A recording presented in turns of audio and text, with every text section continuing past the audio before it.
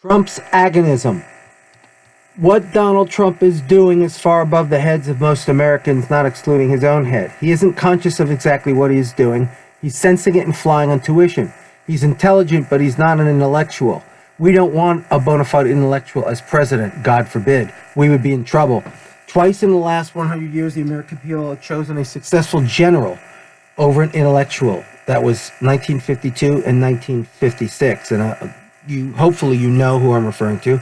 Our first four presidents were intellectuals, but they were also the founders of the country and the architects of its structural edifice. What he's doing is of crucial importance for the country, but he probably cannot apply a name to it because he's not versed in technical terms from intellectual history. So, what is President Trump doing? He's reintroducing agonism into American politics and public discourse for the first time since at least Theodore Roosevelt's presidency, but probably goes as far back as Andrew Jackson's. Agonism is the political theory that was invented by the ancient Greeks and produced their democracy, which was our first democracy. Agonism is the politics of struggle and conflict, contest and competition. To people who are decadents, it sounds like he's trying to offend people, but there is a far more serious purpose to his public demeanor. Here are some interesting quotes from a book that came out a few years ago on Nietzsche's politics. He wrote a lot of articles early in his career that talked directly about politics and political values. And they really weren't paid much attention to because everyone was focused on the books with the really cool names, like The Birth of Tragedy. This is the preface to Chapter 2, called Agonistic Politics, 1871 to 1874. This is a guy writing about Nietzsche. Okay? In the spring of 1870, Nietzsche was championing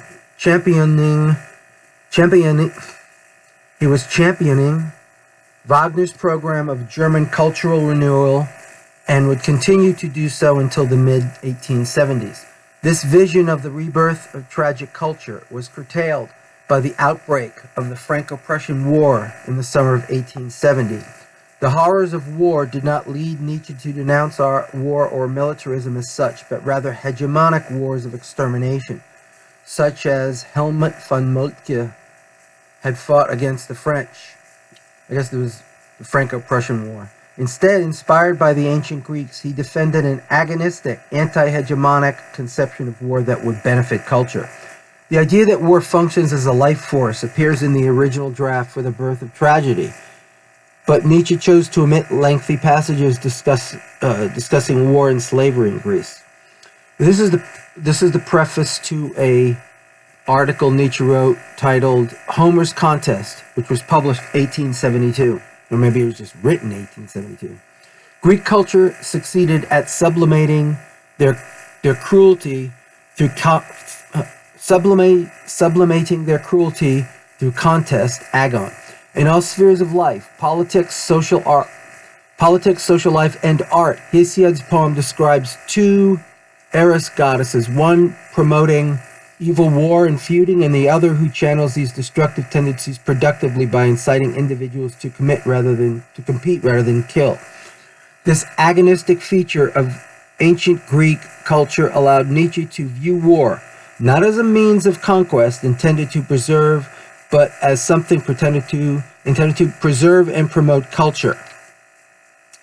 The fundamental task for a healthy educational system is to focus on the production of geniuses.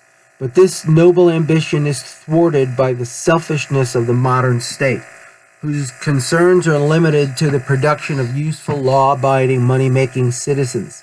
Mankind must toil unceasingly to bring forth individual great men. This and nothing else is its task.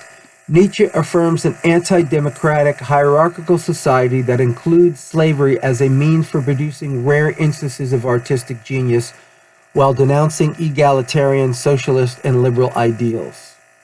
The end.